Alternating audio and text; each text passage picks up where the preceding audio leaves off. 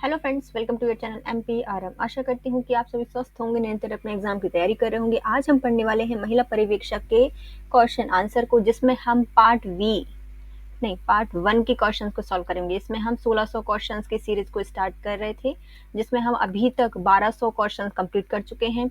अब 2 और वीडियो आएंगे जिसमें हमारे सारे 1600 क्वेश्चंस कंप्लीट हो जाएंगे। यदि फ्रेंड्स आपके एग्जाम अभी 1-2 दिन में ही है तो प्लीज आप हमें एग्जाम की डेट लिंक कर दीजिए, तो हम आपको पूरे वीडियो एक साथ दे देंगे। तो चलिए स्टार्ट करते हैं। यदि आपका एग्जाम है तो बेस्ट ऑफ लक, अच्छे से एग्जाम कीजिए और बिल्कुल घबराइएगा, बहुत अच्छा एग्जाम जाएगा। चलिए स्टार्ट करते हैं। 1200 क्वेश्चन से स्टार्ट करते हैं। 5 वर्ष से कम आयु के बच्चों के लिए पोषण का क्या महत्व होता है? तो जो 5 वर्ष से छोटे बच्चे होते हैं उनके लिए पोषण की आवश्यकता क्यों होती है? उनके तेजी से विकास और वृद्धि के लिए। पार्श्वीकरण प्रक्रिया का प्रयोग क्या शुद्ध करने के लिए किया जाता है? जो पार्श्वीकरण प्रक्रिया है, इसके द्वारा जो दूध है उसको शुद्ध किया जाता है। यदि फ्रेंड्स आपको हमारा वीडियो थोड़ा सा भी यूजफुल लगता है तो प्लीज वीडियो को लाइक कीजिए, कमेंट कीजिए, चैनल को सब्सक्राइब कीजिए और अपने प्यारे प्यारे फ्रेंड्स के साथ वीडियो को शेयर कीजिए। खाद्य सुदृढ़ीकरण हेतु किससे प्रभावित होता है? जो खाद्य सुदृढ़ीकरण है किसके द्वारा प्रभावित होता है? तो यह इंद्रिय ग्रही जो ऑर्गेनोलेप्टिक गुणों पर कोई प्रभाव नहीं होता। खाद्य सुदृढ़ीकरण किसे प्रभावित करता है? तो इंद्रिय ग्रही ऑर्गेनोलेप्टिक गुण होते हैं, इन पर कोई प्रभाव नहीं होता। टीकों के प्रतिकूल प्रभाव क्या होते हैं? जो टीका होता है उसके कारण बुखार आता है, बेचैनी होती है, सिर दर्द होता है। उपयुक्त सभी टीके के प्रतिकूल प्रभाव होते हैं। आयरन की कमी से शरीर में क्या होता है? जो आयरन है उसकी कमी से शरीर में हो जाती है शारीरिक क्षमता की कमी। किसकी? शारीरिक क्षमता की कमी हो जाती है। पुरुषों में कौन सी कोशिकाएं वृषणीय हार्मोन्स एंड्रोजन का संश्लेषण एवं स्त्रावन करती हैं? तो कौन सी कोशिकाएं हैं जो कि एंड्रोजन हार्मोन का स्त्रावन करती हैं? ये हो गई लैंडिंग कोशिकाएं। कौन सी हैं? लैंडिंग कोशिकाएं। एंड्रोजन ऐड करना है लैंडिंग को, तो लैंडिंग कोशिकाओं के द्वारा एंड्रोजन का सिक्रेशन होता है। इंसुलिन हार्मोन परिवर्तित करता है। जो इंसुलिन हार्मोन होता है यह परिवर्तित करता है ग्लूकोज को ग्लाइकोजन में। किसको? ग्लूकोज को ग्लाइकोजन में परिवर्तित करता है। क्रोहन रोग के लिए एक रोगी के लिए चिकित्सा सर्जिकल नर्स कैसे आहार की सलाह देती है? जो कोहन रोग हो जाता है किसी व्यक्ति को, तो उसके लिए कोई चिकित्सा सर्जिकल नर्स उनको आहार ग्रहण करने के लिए बोलती है। कैसे? फाइबर में निम्न हो और प्रोटीन और कैलोरी में समृद्ध हो। फाइबर कम होने चाहिए और प्रोटीन और कैलोरी समृद्ध होनी चाहिए कोहन रोग वाले व्यक्ति के लिए। भारत सरकार द्वारा वर्ष डैश में विटामिन न्यूनता के विरुद्ध रोग निरोधक कार्यक्रम का क्रियान्वयन किया गया था। तो ये है 1970 में। कब? 1970 में विटामिन न्यूनता के विरुद्ध रोग निरोधक कार्यक्रम का क्रियान्वयन किया गया था भारत सरकार के द्वारा। कब? 1970 को।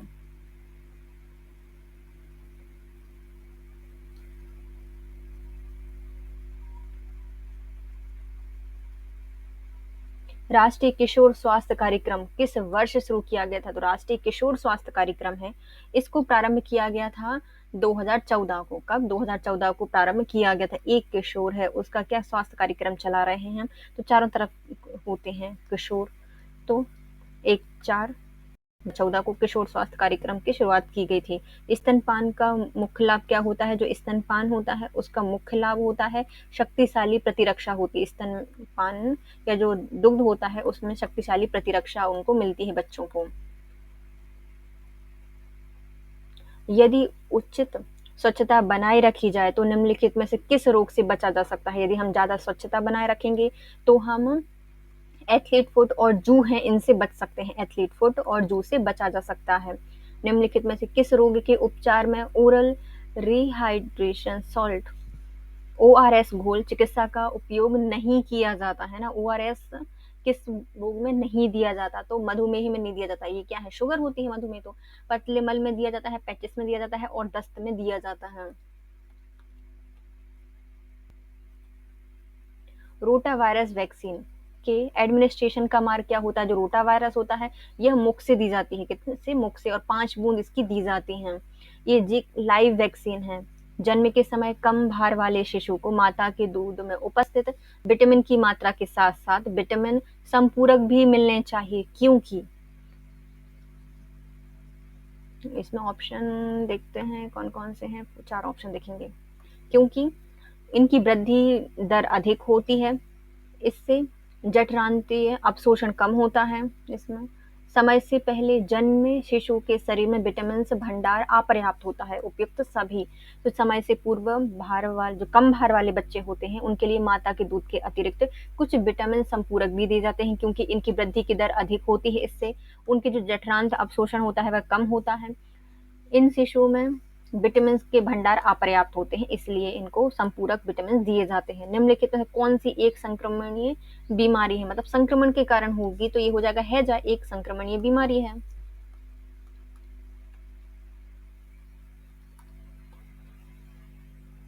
कोलेस्ट्रॉल क्या है? जो कोलेस्ट्रॉल होता है ये होता है जंतु वसा में पाया जाने वाला एक बसीय एल्कोहल।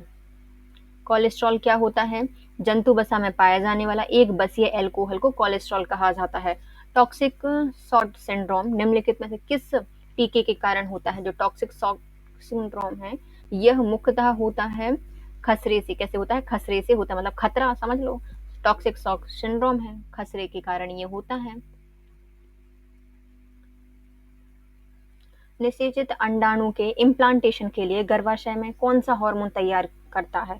तो निषेचित अंडाणु है उसका इम्प्लांटेशन करना है, मतलब उसको पोजीशन देनी है, तो कौन सा चाहिए पड़ेगा? प्रोजेस्टेरोन चाहिए पड़ेगा। प्रसव उत्तर रक्त स्राव का सबसे सामान्य कारण क्या होता है? जो प्रसव उत्तर रक्त स्राव होता है उसका मुख्यतः कारण होता है गर्भाशय की तानहीनता। क्या होती है? तानहीनता नहीं होती। तो प्रसव उत्तर रक्तस्राव होता है गर्भाशय की तानहीनता के कारण। एपिडर्मिक रोग संबंधित होता है डर्मिक एपिडर्मिक जो रोग होते हैं ये सब त्वचा से रिलेटेड है ना। हमारी डर्मिस होती है, सबक्यूटेनियस लेयर होती है, डर्मिस होती है, एपिडर्मिस होती है। जो एपिडर्मिस रोग होता है ये सब त्वचा के रोग होते हैं, और त्वचा के जो चिकित्सक होते हैं उन्हें डर्मेटोलॉजिस्ट कहा जाता है। कैल्शियम डैश के निर्माण के लिए कार्य करता है। जो कैल्शियम है मुख्यतः हड्डी दांत बनाता है ना। हड्डी और दांत के निर्माण में आवश्यक होता है कैल्शियम।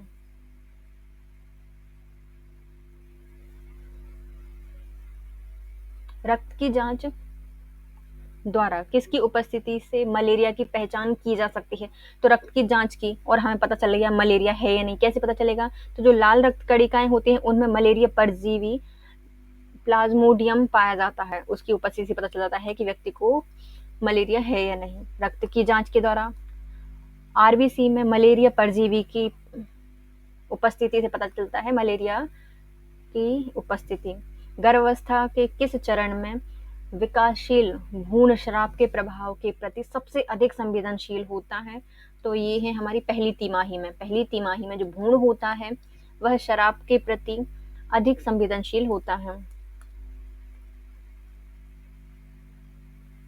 जल जनित रोग क्या है? जो जल के कारण होता है, सिंपल सा था, जल जनित रोग हो जाएगा हमारा हेपेटाइटिस। क्या है? हेपेटाइटिस के 5 टाइप होते हैं। कितने होते हैं? 5 होते हैं, ए बी सी डी और ई। तो जो ए और ई होते हैं ये दोनों ही कैसे होते हैं? जल के कारण होते हैं ना, जल जनित रोग हैं। और ये जो बी सी और डी है ये सेक्सुअल ट्रांसमिटेड डिसीज है, एसटीडी है ये। तो जल जनित रोग कौन सा हो जाएगा? हेपेटाइटिस हो जाएगा। लिवर को प्रभावित करता है ये। जेनुबलगम परिणाम होता है। जो जेनुबलगम है यह किसका परिणाम है? तो कैल्शियम की कमी से होता है। कैल्शियम की कमी कैसे लें भैया? जेनुबलगम का परिणाम होता है कैल्शियम की कमी। किस केंद्रीय मंत्रालय के द्वारा राष्ट्रवार स्तनपान कार्यक्रम MAA शुरू किया गया था? इसकी शुरुआत की गई है स्वास्थ्य एवं परिवार कल्याण मंत्रालय के द्वारा। केंद्र सरकार के स्वास्थ्य एवं परिवार कल्याण मंत्रालय के द्वारा राष्ट्रवार स्तनपान कार्यक्रम MAA शुरू किया गया है।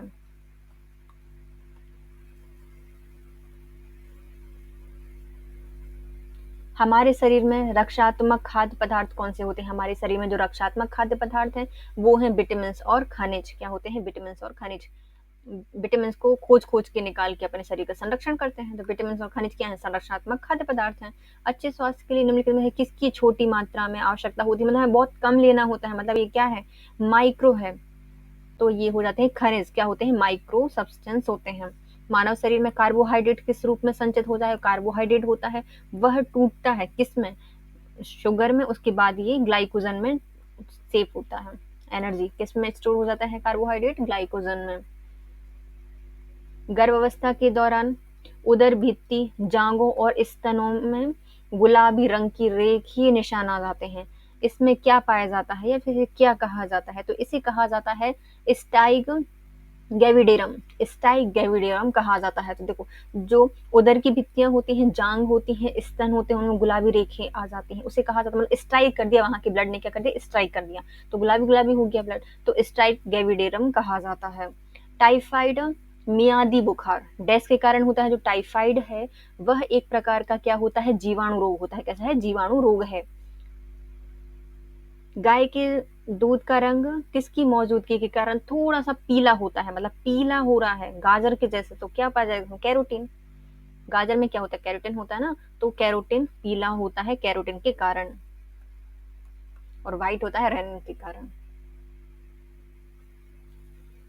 विटामिन ए या रेटिनॉल, जो पूर्व निर्मित विटामिन ए केवल डैश खाद्य पदार्थों में पाया जाता है। जो विटामिन ए होता है मुख्यतः किस में पाया जाता है? जो जंतु मूल के पदार्थ होते हैं उनमें विटामिन ए पाया जाता है। प्राकृतिक वसा या तेल किससे बने होते हैं? जो प्राकृतिक वसा होते हैं, तेल होते हैं, यह मुख्यतः बने होते हैं कार्बन डाइऑक्साइड, अरे हाँ, जो carbon hydrogen oxygen, carbon hydrogen oxygen के बने, कार्बन हाइड्रोजन और ऑक्सीजन से बने होते हैं। हमारे जो प्राकृतिक तेल होते हैं, वसा होते हैं, ये CHO के द्वारा कार्बन हाइड्रोजन और ऑक्सीजन से बने होते हैं।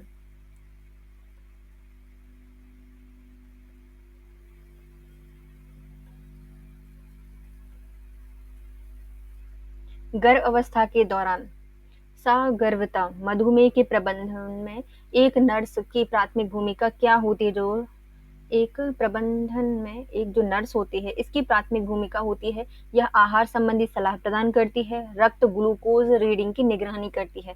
गर्भावस्था के दौरान सगर्भता मधुमेह के प्रबंधन में एक जो नर्स होती है, इसकी प्राथमिक भूमिका होती है, यह आहार संबंधी सलाह प्रदान करती है और रक्त में ग्लूकोज की रीडिंग की निगरानी करती है।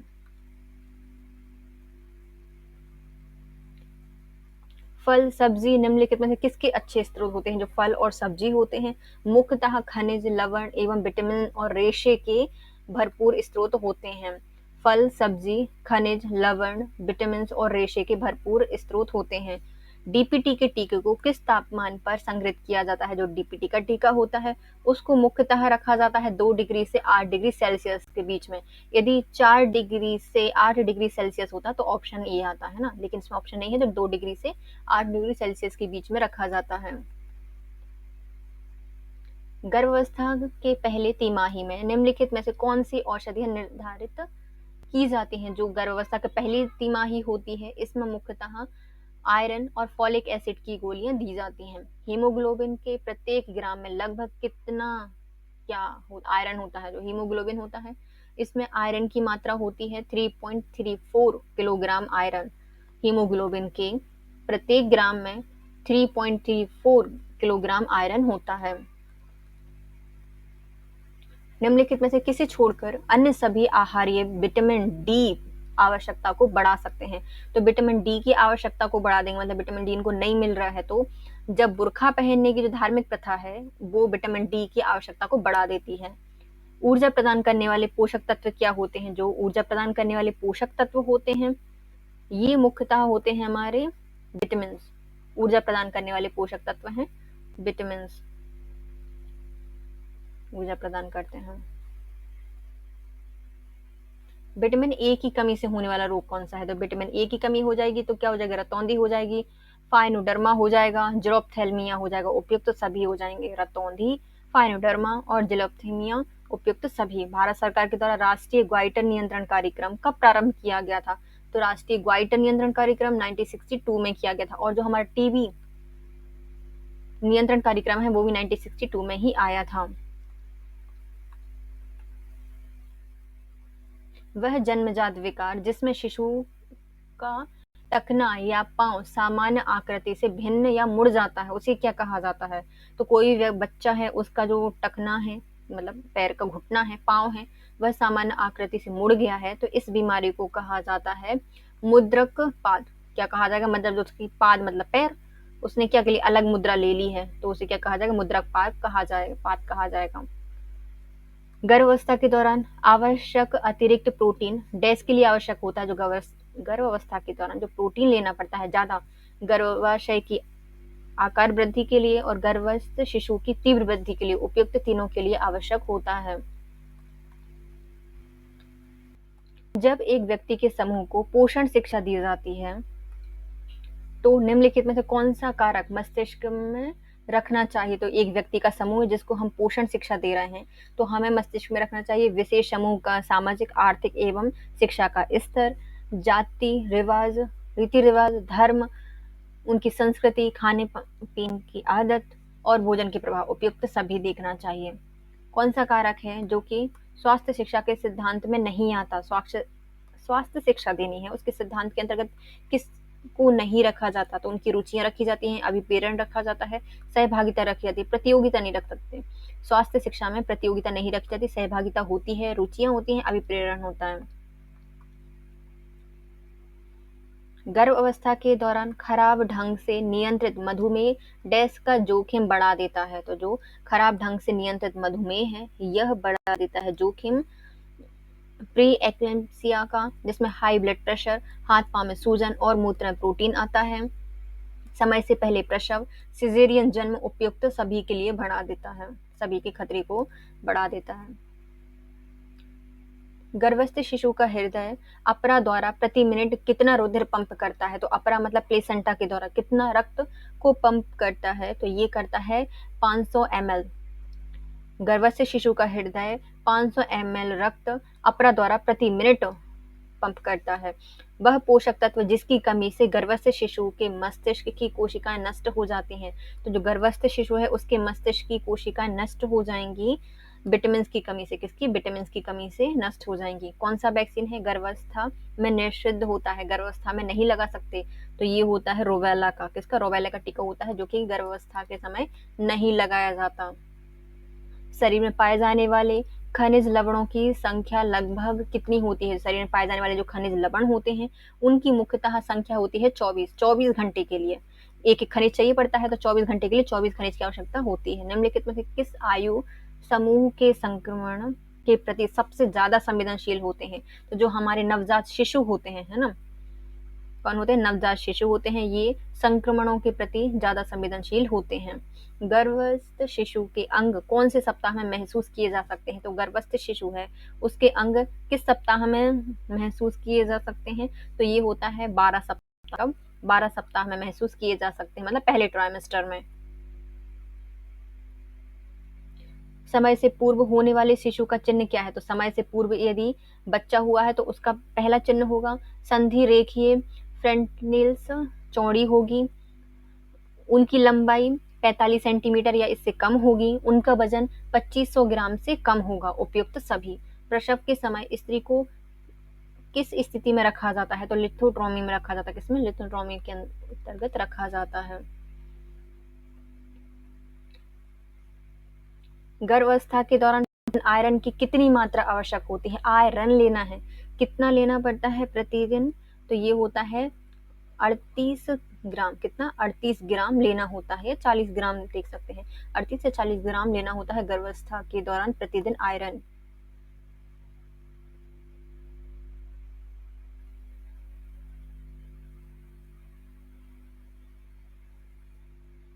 MCH माताओं और बच्चों के लिए उन्नायक निरोधक उपचारात्मक पुनर्वास सुविधा और देखभाल है। यह परिभाषा कब और किसके द्वारा प्रस्तुत की गई थी?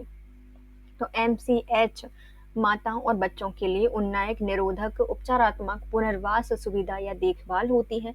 यह परिभाषा दी गई है WHO के द्वारा 1976 में। किसने दी है? WHO ने दी है 1976 में। माँ के भ्रूण में किसी संक्रमण रोग के फैलने को क्या कहा जाता है? यदि माँ से कोई माँ के भ्रूण में यदि कोई संक्रमण रोग फैल गया है तो इसे कहा जाता है वीकल बोन संक्रमण। क्या कहा जाएगा? वीकल बोन संक्रमण कहा जाएगा माँ के भ्रूण में, और माँ से फैलता है तो वर्टिकल ट्रांसमिशन। गर्भाशय के चारों ओर पाए जाने वाले संयोजी ऊतक क्या कहलाते हैं? जो गर्भाशय है उसके चारों तरफ जो ऊतक पाए जाते हैं, संयोजी ऊतक पाए जाते हैं, उसे कहा जाता है पेरीमेट्रियम। पेरीमेट्रियम कहा जाता है। और जो मासिक चक्र होता है उसमें ये पेरीमेट्रियम झिल्ली ही बाहर आती है। 10 वर्ष की आयु पर कौन सा टीका दिया जाता है? तो 10 वर्ष का बच्चा हो गया है, इसके लिए हम टिटनेस टॉक्साइड का देंगे, 10-10 है ना, टिटनेस टॉक्साइड का टीका दिया जाता है 10 वर्ष की आयु में। बच्चे के बीसीजी का टीका कब लगाया जाता है? जो बच्चा है उसको बीसीजी का टीका लगाया जाता है जन्म के 1 माह के अंदर या 24 घंटे के भीतर। ऑप्शन है नहीं, बीसीजी का टीका, ओपीवी और हेपेटाइटिस, ये तीनों ही 24 घंटे के भीतर लगाए दिए जाते हैं। 1 साल के अंदर दिए जाने वाले डीपीटी के टीके में कितना अंतर रहना चाहिए? तो 1 साल के अंदर जो डीपीटी का टीका है उसको यदि लगाया जा रहा है तो कितना अंतर होना चाहिए? तो मुख्यतः 1 माह या 4 वीक का अंतर होना चाहिए। बीवैक किस रोग को नियंत्रित करने के लिए सक्षम वैक्सीन है? तो जो बीवैक वैक्सीन होती है ये हेपेटाइटिस बी को नियंत्रित करती है। बच्चे को खसरे का टीका कब लगाया जाता है? जो खसरा का टीका है वो लगाया जाता है 9 माह में। कब लगाया जाता है? 9 माह में खसरे का टीका लगाया जाता है।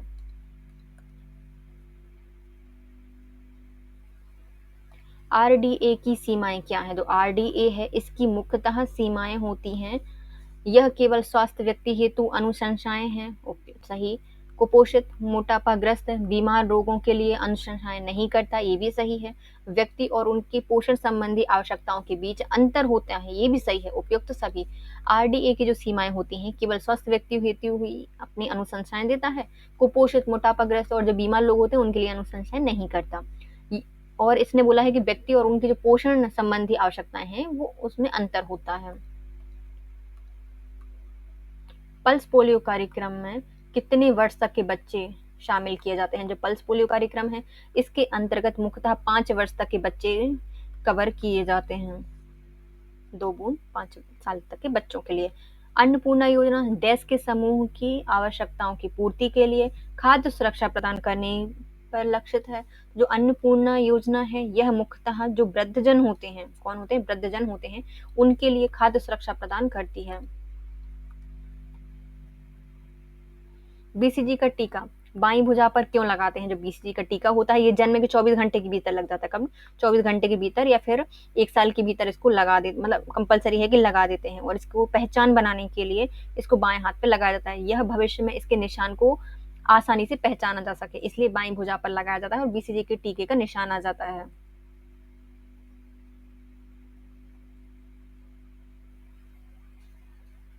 विश्व स्वास्थ्य दिवस कब मनाया जाता है? जो विश्व स्वास्थ्य दिवस है उसको 7 अप्रैल को मनाया जाता है। विश्वव्यापी भूख से मुक्ति अभियान किस संगठन के द्वारा संगठित किया गया है? तो विश्वव्यापी भूख से मुक्ति अभियान है, इसको चलाया गया है मुख्यतः हमारे FAO के द्वारा। किसके द्वारा? FAO के द्वारा। और इसका हेडक्वार्टर कहाँ पे है? तो ये रोम में है। कहाँ पे है? रोम में है। राष्ट्रीय मलेरिया उन्मूलन कार्यक्रम कब प्रारंभ किया गया था? तो राष्ट्रीय मलेरिया उन्मूलन कार्यक्रम है इसको 1958 में प्रारंभ किया गया था, 1958 में। निम्नलिखित में कौन सा एक स्वैच्छिक स्वास्थ्य अभिकरण है जो कि महिलाओं की स्थिति सुधारने का कार्य करता है? स्वैच्छिक स्वास्थ्य अभिकरण है जो कि महिलाओं की स्थिति सुधार करने के लिए कार्य करता है, ये हो जाएगा हमारा कस्तूरबा गांधी मेमोरियल फंड। ये क्या करता है? स्वैच्छिक स्वास्थ्य अभिकरण है जो कि महिलाओं की स्थिति सुधारने का काम कर रहा है, Kasturba Gandhi memorial fund. WHO का मुख्य उद्देश्य क्या है? जो WHO है इसका मुख्य उद्देश्य है यह सब लोगों द्वारा स्वास्थ्य के उच्चतम स्तर को प्राप्त करना। ये चाहता है कि सभी लोग क्या कर सकें? स्वास्थ्य के उच्चतम स्तर पर पहुंच सकें। WHO का मुख्य उद्देश्य है। राष्ट्रीय ग्रामीण स्वास्थ्य मिशन का लक्ष्य क्या है? जो राष्ट्रीय ग्रामीण स्वास्थ्य मिशन है इसका मुख्य लक्ष्य है यह शिशु मृत्यु दर को कम करता है, संक्रमण असंक्रामक बीमारियों को नियंत्रित करता है, 100% टीकाकरण को प्राप्त करना चाहता है। उपयुक्त सभी। कुपोषण का प्रारंभिक लक्षण क्या होता है? जो कुपोषण यदि किसी व्यक्ति को हो गया है तो इसमें वजन का ना बढ़ना मुख्य कारण क्या होगा? सबसे पहला लक्षण होगा वजन का ना बढ़ना, कुपोषण का पहला लक्षण होता है। निम्नलिखित में से किसमें अनुप्रयुक्त होता है? किसमें अनुप्रयुक्त है? कौन अनुप्रयुक्त है? शिशु को पीने का पानी उबाल कर दो, नहीं। 6 माह तक कुछ भी नहीं देना चाहिए। शिशु को समस्त प्रतिरक्षण दो, सही है। जांच हेतु शिशु को नियमित रूप से निदान गृह में ले जाओ, ये भी सही है। तो उपयुक्त तीनों अनुप्रयुक्त हैं। नहीं, अच्छा शिशु इसमें एज नहीं दी ना कि कितने बच्चों तक है। यदि 6 माह से ज्यादा का बच्चा होगा तो उसे उबाल के पानी देना पड़ेगा, यदि 6 माह से कम है तो कुछ भी नहीं देना पड़ेगा। तो इसमें से उपयुक्त में से कोई नहीं आ जाएगा, अनुपयुक्त है। अधिकांशतः बाल मृत्यु का मुख्य कारण क्या होता है? अधिकांशतः जो बाल मृत्यु होती है उसका मुख्य कारण होता है कुपोषण एवं संक्रमण। क्या होता है? कुपोषण एवं संक्रमण इसका मुख्य कारण होता है शिशु मृत्यु दर का। नवजात शिशु में खतरे के संकेत होते हैं। जो नवजात शिशु है इसमें खतरे का संकेत है। यदि शिशु को अधिक नींद आ रही है तो वो क्या हो जाएगा? खतरे का संकेत हो जाएगा। बेचारा बच्चा सो ही रहा है दिन रात, तो वो क्या हो जाएगा? खतरे का संकेत है। क्वासी-ओरकर का मुख्य कारण क्या होता है? जो क्वासी-ओरकर होता है इसका मुख्य कारण होता है पर्याप्त मात्रा में प्रोटीन युक्त आहार का सेवन ना करना। पर्याप्त मात्रा में प्रोटीन युक्त आहार का सेवन ना करना क्वासी-ओरकर का मुख्य कारण होता है।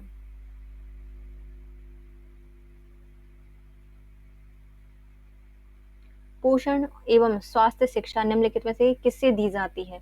तो जो पोषण और स्वास्थ्य शिक्षा है ये दी जाती है 15 वर्ष से 45 वर्ष तक की महिलाओं को। 15 से 45 वर्ष तक की महिलाओं को दी जाती है। जन्म के तुरंत बाद नवजात शिशु को क्या किया जाता है? जन्म के तुरंत बाद नवजात शिशु को एक गीले मुलायम कपड़े से साफ किया जाता है। गीले मुलायम कपड़े से साफ करते हैं। रोग जिन्हें हाइड्रोफोबिया के रूप में भी जाना जाता है। हाइड्रोफोबिया रेबीज के कारण होता है। रेबीज एक वायरस वाली बीमारी है। कुत्ते के काटने का तुरंत इलाज क्या है? कुत्ते ने यदि काट दिया है तो हम तुरंत क्या कराएंगे? तो सबसे पहले घाव को साबुन और पानी से धोएंगे, फिर टीके लगवाएंगे, वो भी कितने? 14 इंजेक्शन लगेंगे, है ना। रेबीज का टीका लगेगा।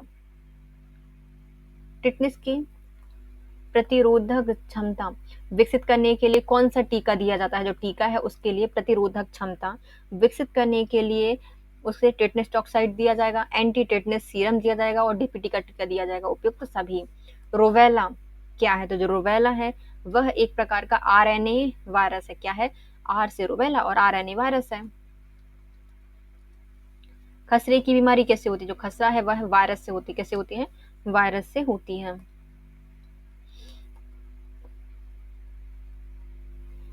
विश्व स्वास्थ्य संगठन के अनुसार आज के समय में अधिक संख्या के लोगों के प्राण लेने वाला रोग कौन सा हो जाएगा? तो वर्तमान में जो सबसे ज्यादा लोगों की जान ले रहा है वो हो जाएगा टीबी, ट्यूबरक्लोसिस। टिटनेस नामक रोग निम्न किस नाम से जाना जाता है? जो टिटनेस रोग होता है यह मुख्यतः लॉक जॉ रोग नाम से जाना जाता है। धनुष टंकार रोग भी इसको कहा जाता है और लॉक जॉ भी कहा जाता है। निम्नलिखित में से प्रति सूक्ष्म जीवी औषधि में कौन सी क्षयमा या कुष्ठ रोग दोनों की चिकित्सा के लिए उपयुक्त होगी? तो प्रति सूक्ष्म जीवी औषधि है जो कि किसके लिए? क्षय मतलब टीबी के लिए, है ना। और जो कुष्ठ रोग होता है दोनों के लिए दी जाती है। ये है हमारी इम्यूनोसैलिसिलिक एसिड। एमिनोसैलिसिलिक एसिड। शहद का मुख्य घटक क्या होता है? शहद कैसे बनती है? फल फूल से बनती है ना, फ्लावर से। तो फ्रक्टोज जो फल शर्करा से बनती है शहद। कॉलम 1 को कॉलम 2 से मिलाना है। इसके ऑप्शंस कहाँ हैं? अच्छा ये दिए गए हैं कोड।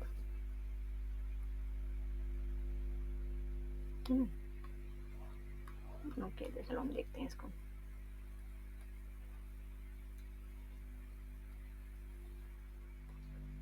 पहले आती है जो पता है वो देखते हैं। देखो दूध में क्या पाया जाता है?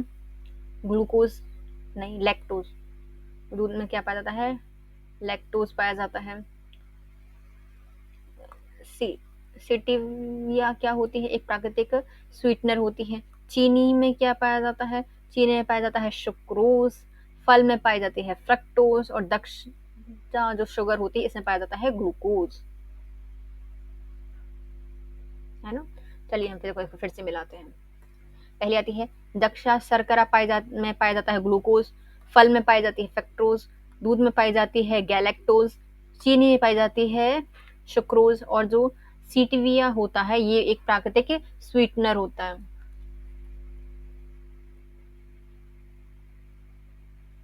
निम्नलिखित में से कौन सा जो युग्म है वह सुमेलित नहीं है ना। पहले क्या बोला है इनने, क्लोरोमाइसिटेन। जो क्लोरोमाइसिटेन है यह टाइफाइड नाशी होता है। क्रिस्टल वायलेट यह पूर्ति रोधी होता है। क्विनिन ये मलेरिया रोधी होता है। एस्प्रिन ये निश्चेचक नहीं होता बल्कि ये पीड़ाहारी होता है। जो क्लोरोमाइसिटिन है ये टाइफाइड का नाश कर देगा। क्रिस्टल वायलेट यह पूर्ति रोधक होता है। क्विनिन ये मलेरिया को खत्म करता है, लेकिन जो एस्प्रिन होता है ये दर्दनाशक होता है या दर्दहारी।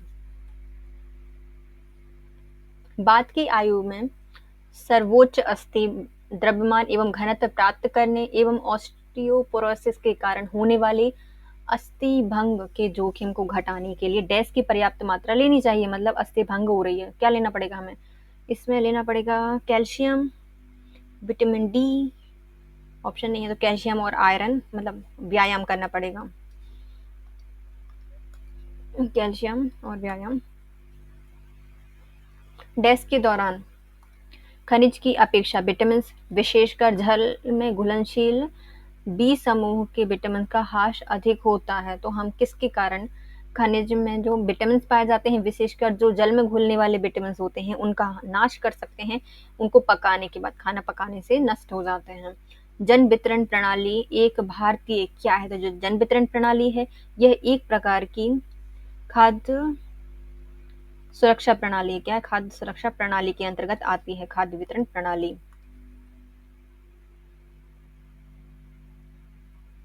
आहार में वसा की कमी से क्या होता है, जो आहार है यदि इसमें वसा की कमी है तो लैनुलिक अम्ल की कमी हो जाएगी और एक्रिडोनिक अम्ल की कमी हो जाएगी, उपरोक्त दोनों हो जाएगी। आहार में वसा की कमी से लैनुलिक अम्ल की कमी होगी और एरोकिडोनिक अम्ल की कमी हो जाएगी। लगभग सभी लोगों का स्वास्थ्य अच्छा बनाया रहे इसके लिए आहार से पर्याप्त पोषक तत्वों के अंतर्ग्रहण को किस नाम से परिभाषित किया जाता है, तो इसको परिभाषित किया जाता है अनुशासित आहार्य अनुमितियां। लगभग सभी लोगों का स्वास्थ्य अच्छा बना रहे इसके लिए आहार से प्राप्त पोषक तत्वों के अंतर्ग्रहण को किस नाम से जाना जाता है, अनुशासित आहार्य अनुमितियां। निम्नलिखित में से किसे अवशोषण के लिए नेज या एंटीजिक कारक की आवश्यकता होती है, तो इसके लिए आवश्यकता होती है विटामिन बी 12 की। विटामिन बी 12 की निम्नलिखित में किस अवशोषण के लिए नेज या एंटीजिक कारक की आवश्यकता होती है, विटामिन बी 12 के लिए। विटामिन बी 12 के लिए आवश्यकता होती है। वर्ण या अल्सर से पीड़ित रोगी को किससे बचना चाहिए, जो अल्सर से पीड़ित व्यक्ति है उसको धूम्रपान, कॉफी, अल्कोहल उपयुक्त सभी से बचना चाहिए। इसके साथ हमारे 1300 क्वेश्चंस कंप्लीट हो गए हैं। यदि फ्रेंड्स आपको हमारे 1600 क्वेश्चंस की सीरीज एक साथ चाहिए तो प्लीज कमेंट कर दीजिए, हम आपके लिए लिंक सेंड कर देंगे तो आपको 1600 क्वेश्चंस एक साथ मिल जाएंगे। तो चलिए स्टार्ट करते हैं 1301 से। 1301 का क्वेश्चन है, फॉलेट का अपर्याप्त अंतर्ग्रहण मेगलोब्लास्टिक एनीमिया के अतिरिक्त अन्य किस चीज से संबंधित है, तो इसका संबंध है गर्भावस्था के खराब परिणाम से। फॉलेट की अपर्याप्त ग्रहण किया जा रहा है तो इससे मेगलोब्लास्टिक एनीमिया हो जाएगा और जो गर्भावस्था है उसका खराब परिणाम भी इसका एक मुख्य कारण होगा, फॉलेट की कमी।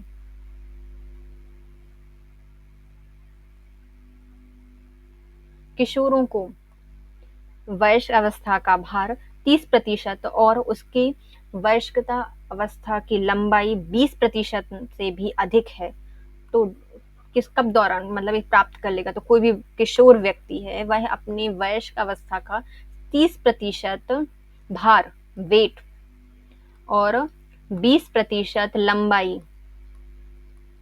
ये कब प्राप्त कर लेता है, तो ये उनकी उम्र होती है 10 से 19 वर्ष में। 10 से 19 वर्ष में ये अपना भार का 30% और लंबाई का 20% प्राप्त कर लेता है। महिलाओं के मामले में यदि 18.5 किलोग्राम पर मीटर स्क्वायर से भी कम BMI है, बॉडी मास इंडेक्स है यदि किसी महिला का, तो इसे कहा जाएगा सामान्य से कम। 18 से 25 सामान्य होता है। यदि 25 से ज्यादा होगा तो सामान्य से अधिक, और 18 से कम होगा तो सामान्य से कम पोषण के अंतर्गत आएगा। घेंघा और किटनिता या जड़मामनता का कारण बनने वाली प्रमुख तत्व न्यूनता है। तो यदि किसकी कमी हो जाएगी, जैसे घेंगा या जो किटनिता है, इसकी बीमारी हो जाएगी, तो ये होती है आयोडीन की कमी से। आयोडीन की कमी से जड़बामनता हो जाती है। हेपेटाइटिस सी का दीर्घकालिक संक्रमण डैश के कारण होता है। जो हेपेटाइटिस सी है, इसका मुख्य कारण क्या होगा, दीर्घकालिक यकृत संक्रमण।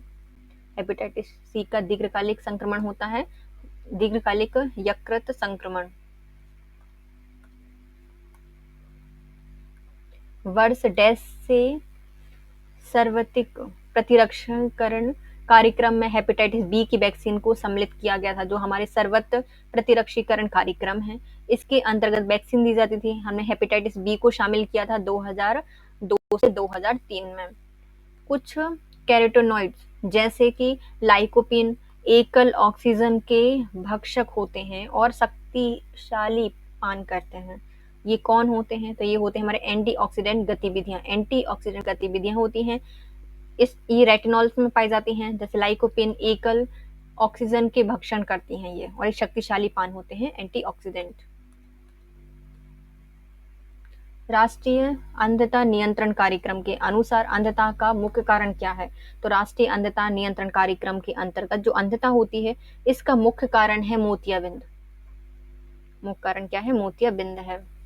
राष्ट्रीय ट्यूबरक्लोसिस कार्यक्रम का मुख्य उद्देश्य क्या है, तो यह निगरानी तंत्र स्थापित करता है, टीबी का उचित निदान पहचान केस प्रबंधन सुनिश्चित करता है, टीबी संचरण की गतिवृद्धि को घटाता है। उपयुक्त सभी इसके सही हो जाएंगे। ट्यूबरक्लोसिस कार्यक्रम 1962। विटामिन B12 की कमी से उत्पन्न मेगलोब्लास्टिक एनीमिया को ठीक किया जा सकता है। विटामिन B12 की कमी हो गई, क्या हो गया, मेगलोब्लास्टिक एनीमिया हो गया। इसको ठीक कैसे करेंगे, हम फॉलिक एसिड ले लेंगे और ठीक हो जाएगा। तेल किसका एक समृद्ध स्रोत होता है, जो तेल होते हैं मुख्यतः इसमें पाया जाता है PUFA से कहा जाता है PUFA। निम्नलिखित में कौन सा रोग श्वसन मार्ग के माध्यम से फैलता है, तो श्वसन के मार्ग में फैलने वाला रोग होता है हमारा इन्फ्लुएंजा, जो हमारा गलसुआ होता है, मम्स होते हैं, और खसरा। उपयुक्त तीनों ये श्वसन मार्ग में होने वाले रोग हैं।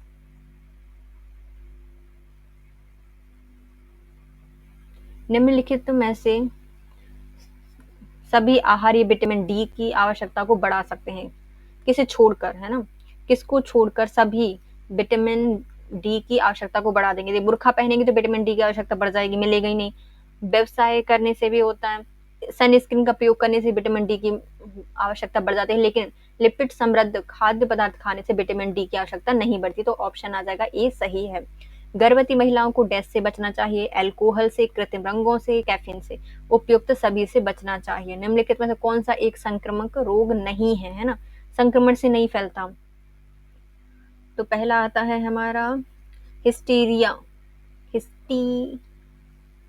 हिस्टीरिया जो रोग है यह संक्रमण रोग नहीं है, जबकि खसरा होता है, इन्फ्लुएंजा होता है, टाइफाइड होता है।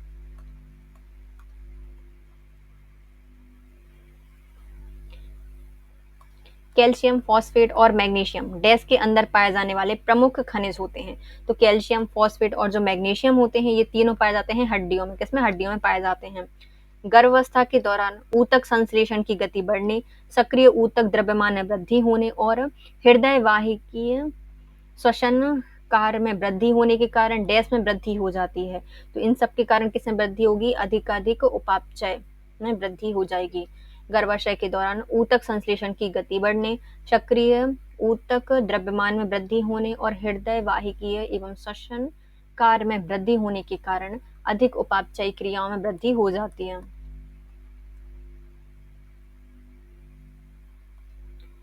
SAM का पूरा नाम क्या हो जाएगा? SAM है, इसका पूरा नाम होता है सीवियर एक्यूट माल न्यूट्रिशन। सीवियर एक्यूट माल न्यूट्रिशन। मलेरिया नामक जो रोग है यह किसको प्रभावित करता है? प्लीहा को प्रभावित करता है।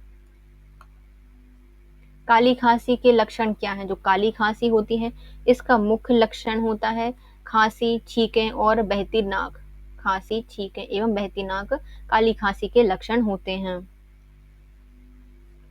आयरन न्यूनता के सर्वाधिक जोखिम में मौजूद जनसमूह क्या होता है? आयरन न्यूनता के सर्वाधिक जोखिम में मौजूद जो जनसमूह है इसके अंतर्गत आते हैं नवजात शिशु एवं बच्चे, गर्भवती हो सकने वाली आयु की महिलाएं और गर्भवती महिलाएं, उपयुक्त सभी ये आयरन न्यूनता में जोखिम बच्चों के अंतर्गत आते हैं।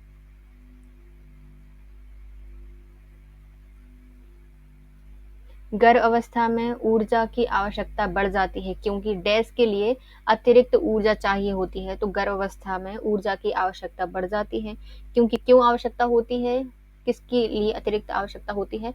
मातृ ऊतक की वृद्धि के लिए और मातृत्व शिशु एवं गर्भनाल की वृद्धि के लिए। गर्भस्थ शिशु और गर्भनाल की वृद्धि के लिए उपयुक्त दोनों के लिए आवश्यक से ज्यादा ऊर्जा की आवश्यकता होती है। ग्वाइटर या घेंघा से डैश संबंधित है? घेंघा से हमारी थायराइड ग्रंथि का संबंध है। अवटु ग्रंथि इसको कहा जाता है। खराब आहार और अस्वास्थ्यकर परिवेशीय स्वच्छता के कारण क्या होते हैं? खराब आहार और अस्वास्थ्यकर परिवेशी स्वच्छता के अंतर्गत आते हैं मलेरिया। क्या होगा? मलेरिया हो जाएगा।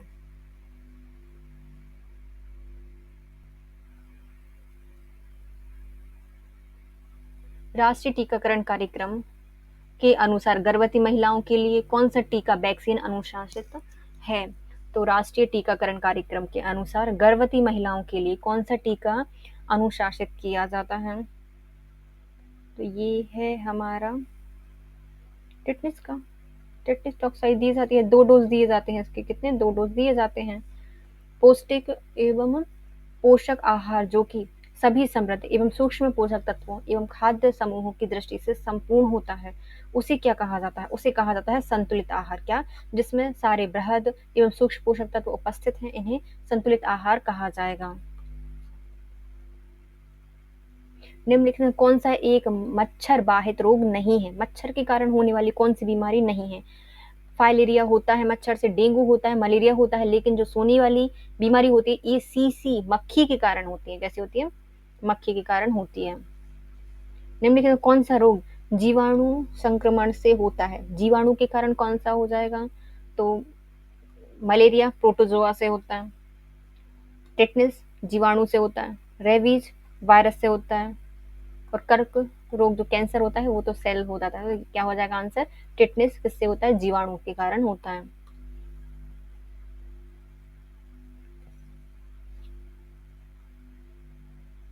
टेटनस जीवाणु से होता है। नेक्स्ट आता है बे आहार्य कारक जो आयरन अवशोषण को घटा देते हैं। आयरन का अवशोषण घटा देगा तो ये कौन हो जाएंगे? आंतों की गतिशीलता अधिक होना, इससे भी आयरन का अवशोषण घट जाएगा। फोलेट एवं ऑक्सैलेट की उपस्थिति से भी आयरन अवशोषण घट जाएगा। हाइपोक्लोराइडिया इसके कारण भी आयरन का अवशोषण घट जाता है। आंतों की गतिशीलता अधिक होना, फोलेट और ऑक्सलेट की उपस्थिति और हाइपोक्लोराइडिया इसके कारण भी आयरन अवशोषण घट जाता है। स्वस्थ पेशेवरों द्वारा पंच खाद्य समूह प्रणाली का प्रयोग किया जाता है। ये इसमें क्या होते हैं? इसमें पोषण संबंधी आकलन एवं जांच के साधनों के रूप में किया जाता है। पोषण संबंधी परामर्श के साधनों के रूप में जाना जाता है। रोगी को उपचारात्मक आहार समझाने के लिए जाना जाता है। उपयुक्त सभी पांच आहार भोजन प्रणाली के अंतर्गत प्रयोग किया जाता है। पोषण संबंधी आकलन एवं जांच, पोषण संबंधी परामर्श के साधन के रूप में, उपचारात्मक आहार समझाने के लिए।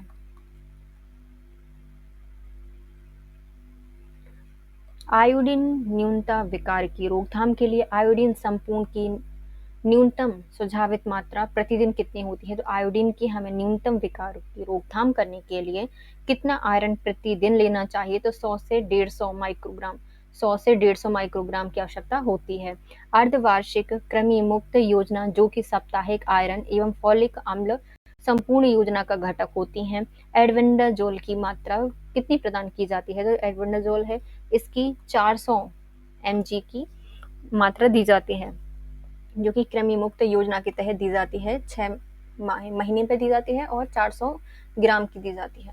कौन सा पोषक तत्व है जो कि अधिक ऊर्जा प्रदान करेगा? सबसे ज्यादा ऊर्जा प्रदान करता है वसा। एम एम एमएमआर का प्रतिरक्षण देने के लिए आवश्यक न्यूनतम आयु कितनी होती है? तो जो एमएमआर है उसका प्रतिरक्षण देने के लिए 12 से 18 सप्ताह, नहीं माह, 12 से 18 माह की आयु आवश्यकता होती है। 12 से 18 माह की आयु आवश्यक होती है। आहार में अत्यधिक सरल कार्बोहाइड्रेट होने से क्या हो सकता है? यदि आहार में अत्यधिक सरल कार्बोहाइड्रेट हैं तो मोटापा हो जाएगा। क्या हो जाएगा? मोटापा हो जाएगा सरल कार्बोहाइड्रेट्स होने से।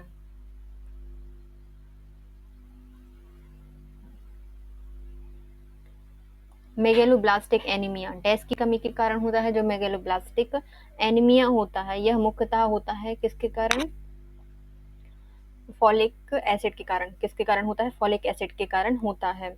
आईसीएमआर 2010 के अनुसार गर्भवती महिलाओं के लिए कैल्शियम की आरडीए कितना होता है? आरडीए होता है कैल्शियम का प्रतिदिन 1200 मिलीग्राम प्रतिदिन, 1200 किलोग्राम प्रति, किलोग्राम नहीं, mg प्रति डे होता है। आईसीएमआर 2010 के अनुसार गर्भवती महिलाओं के लिए कैल्शियम का आरडीए 1200 मिलीग्राम प्रतिदिन होता है।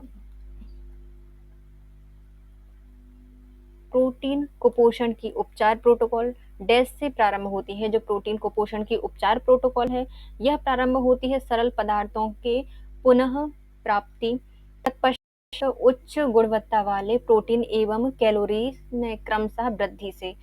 प्रोटीन कुपोषण की उपचार प्रोटोकॉल तरल पदार्थों की पुनः प्राप्ति, तत्पश्चात उच्च गुणवत्ता वाले प्रोटीन एवं कैलोरी में क्रमशः वृद्धि से होता है।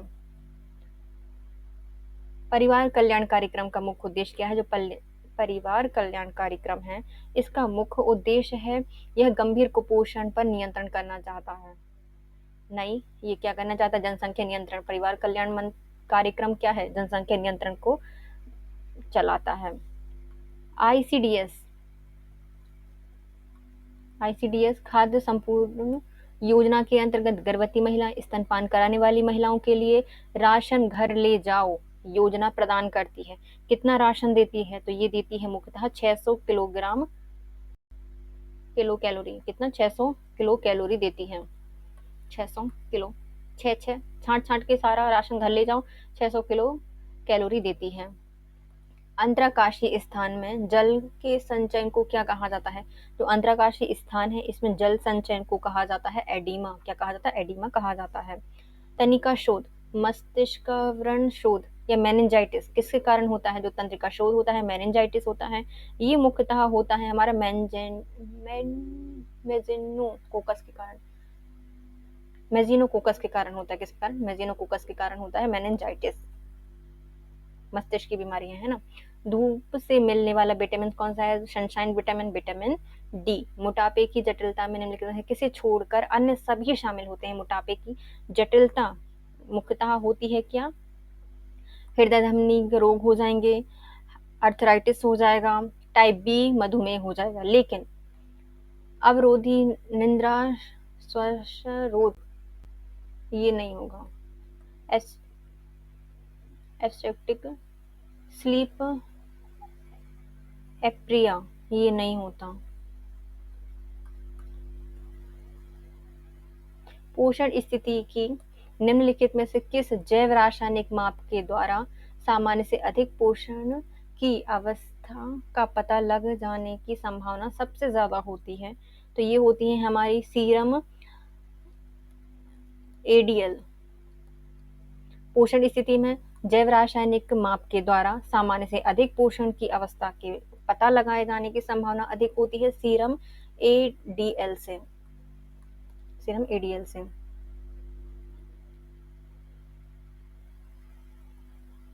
जन्म के समय कम भार न केवल उच्च नवजात मृत्यु दर से बल्कि डेथ से भी संबंधित होता है। जन्म के समय के बाद कम भार है तो यह नवजात शिशु की मृत्यु को और किसके लिए जिम्मेदार होता है, तो यह दीर्घकालिक स्वास्थ्य परिणामों के लिए, प्रतिरक्षी शक्ति को बढ़ाने या घटाने के लिए और पोषक तत्वों की कमी के लिए उपयुक्त सभी के लिए।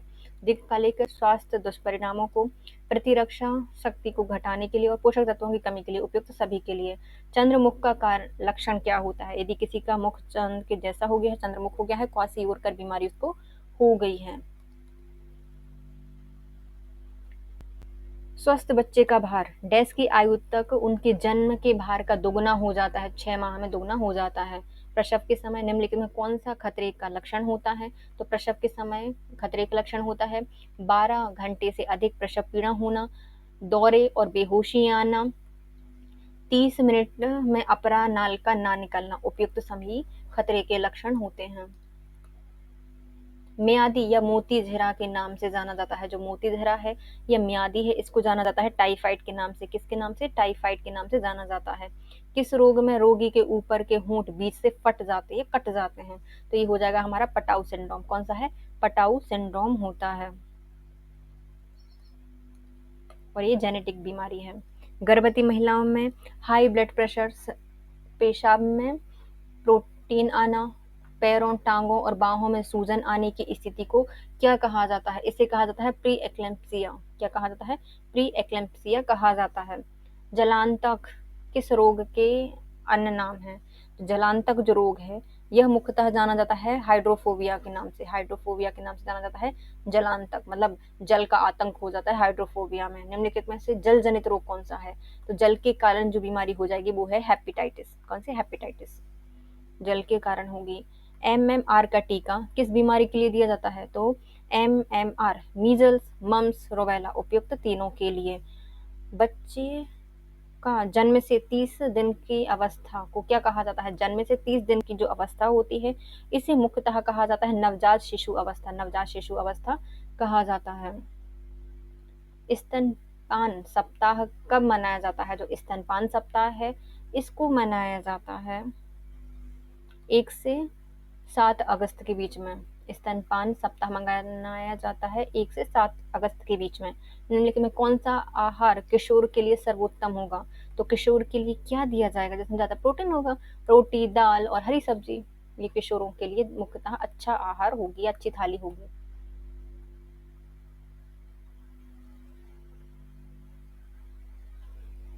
किशोर को क्या कहा जाता है? किशोर को टीनेजर्स कहा जाता है। चेचक रोग क्या है? तो चेचक रोग होता है ये एक प्रकार का वायरस है।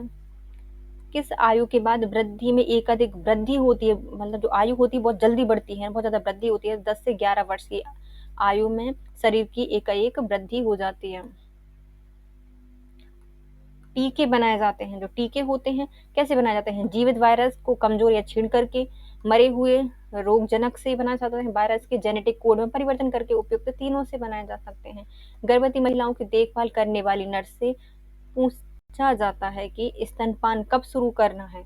इसका उचित उत्तर क्या होगा? तो हम प्रसव के 1 घंटे के बीच में, कितने? 1 घंटे के भीतर स्तनपान करा सकते हैं।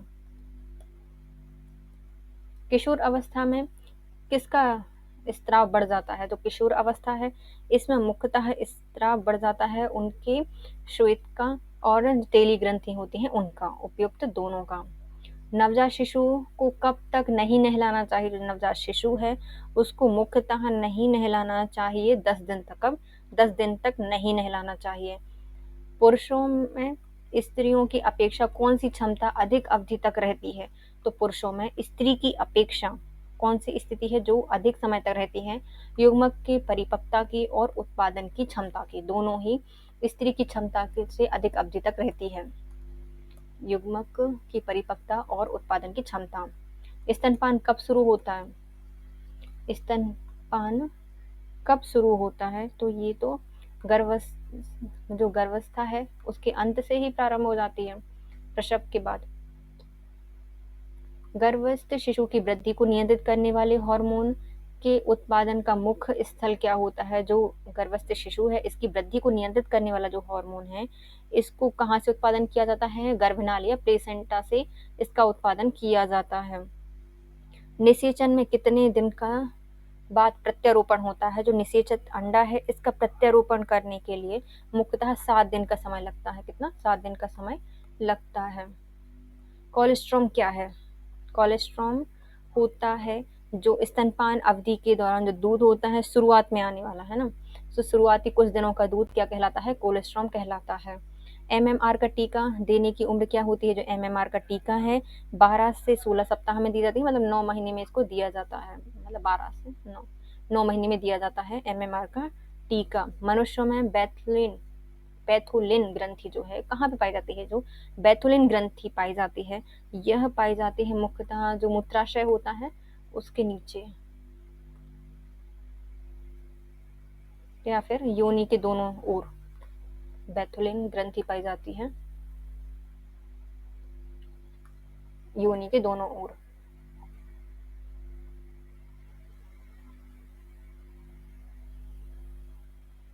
कोलेस्ट्रॉम में क्या होता है? जो कोलेस्ट्रॉम होता है उसमें मुख्यतः पाया जाता है कई एंटीबॉडीज होती हैं इसमें। गर्भवती महिलाओं को डैश का टीका देखो दिया ही नहीं है। अच्छा, एक टीका लगने के बाद जो टेटनस का टीका ही दिया जाता है, सिंपल सी बात है। टेटनस के एक टीका के बाद जो दूसरा टीका होता है उसमें कितने समय होने चाहिए? तो मुख्यतः 1 माह का अंतर होना चाहिए, 4 सप्ताह और 1 माह का अंतर। एक सक्रिय माता को या महिला को प्रोटीन का औसत दैनिक का सेवन कितना करना चाहिए? तो कोई महिला है उसको प्रोटीन कितना लेना चाहिए? तो ये लेता है 45 ग्राम। कितना? 45 ग्राम प्रोटीन लेना चाहिए पर डे। आंखों के किस रोग को ठीक नहीं किया जा सकता? तो आंखों का जो रोग है उसे हम ठीक नहीं कर सकते, तो वो हो जाएगा हमारा वर्ण आंधता। ये जेनेटिक बीमारी है वर्ण आंधता।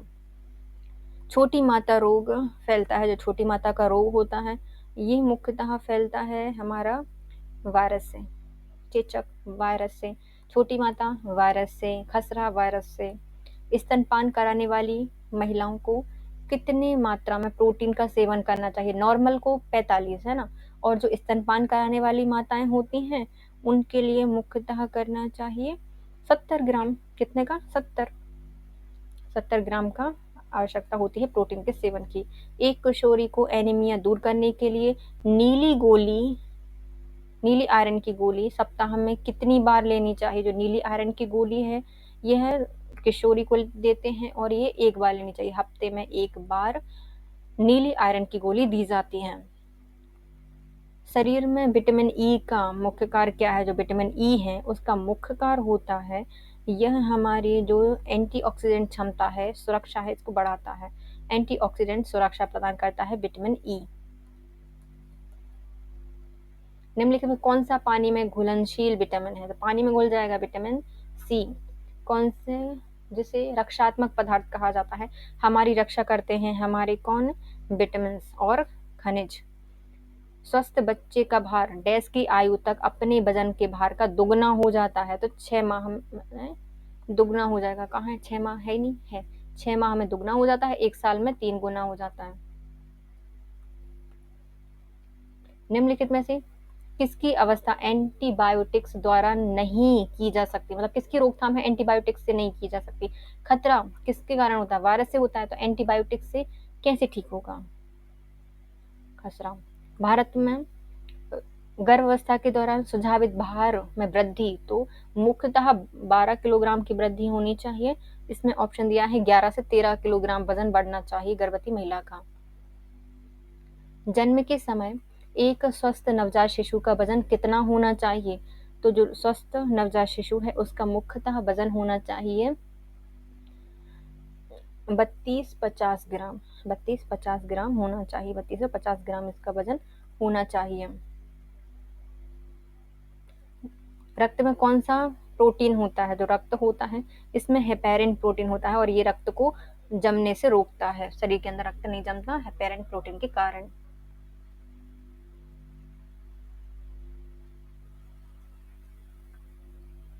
समेकित बाल विकास सेवा, इंटीग्रेटेड चाइल्ड डेवलपमेंट स्कीम या सर्विसेज।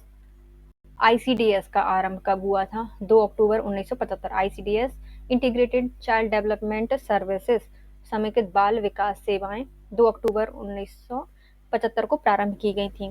मातृ मृत्यु दर एमएमआर क्या होती है? जो मातृ मृत्यु दर है एमएमआर, यह गर्भावस्था के दौरान या शिशु के जन्म के कारण से प्रति 1,00,000 जीवित जन्मों में मातृ मृत्यु की वार्षिक संख्या को मातृ मृत्यु दर कहा जाता है। 1,00,000 में जीवित बच्चों की मातृ मृत्यु का वार्षिक संख्या के अंतर्गत आती है मातृ मृत्यु दर। शिशु मृत्यु दर में यह शामिल नहीं होता। शिशु मृत्यु दर है, इसमें क्या शामिल नहीं किया जाता?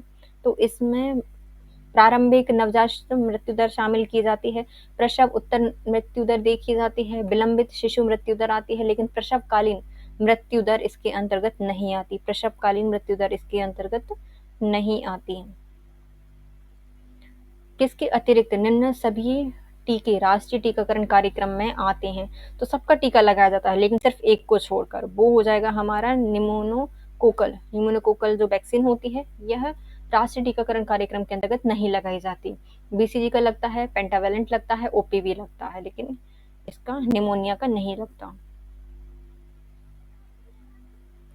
नेक्स्ट आता है हेपेटाइटिस बी की वैक्सीन कौन से मार्ग से दी जाती है? तो हेपेटाइटिस बी की वैक्सीन है, ये मुख्यतः दी जाती है अंतःपेशी। क्या दी जाती है? अंतःपेशी दी जाती है।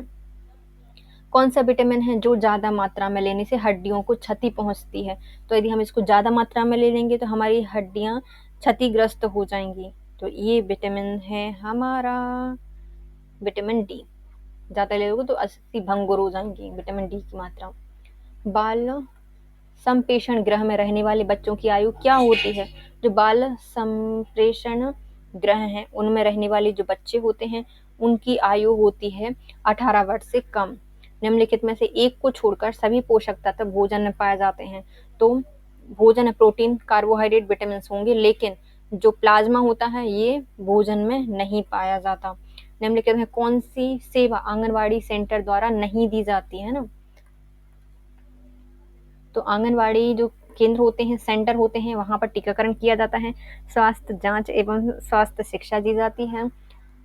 स्कूल जाने वाले बच्चों को औपचारिक शिक्षा दी जाती है, लेकिन पूरक पोषण इसके अंतर्गत नहीं दिया जाता। निम्नलिखित में से कौन कार्यकर्ता जो कि एकीकृत बाल विकास सेवाएं योजना के अंतर्गत आती है? तो एकीकृत सीडीएस जो सेवाएं होती हैं, आईसीडीएस सेवाएं होती हैं, इसके अंतर्गत आती हैं। तो आंगनवाड़ी कार्यकर्ता इसके अंतर्गत आते हैं। कौन आते हैं? आंगनवाड़ी कार्यकर्ता इसके अंतर्गत आते हैं। नेक्स्ट आता है एकीकृत बाल विकास सेवा योजना का उद्देश्य क्या है? एकीकृत बाल विकास सेवाओं का मुख्य उद्देश्य है यह 0 से 6 वर्ष तक के बच्चों के स्वास्थ्य एवं पोषण स्तर को सुधारती हैं, बच्चों के समुचित मनोवैज्ञानिक, शारीरिक एवं सामाजिक विकास का आधार तैयार करती हैं, मृत्यु दर, रोगणता एवं कुपोषण को कम करती हैं। उपयुक्त सभी एकीकृत बाल विकास सेवाओं योजना के अंतर्गत ये आता है। नेक्स्ट आते हैं हमारे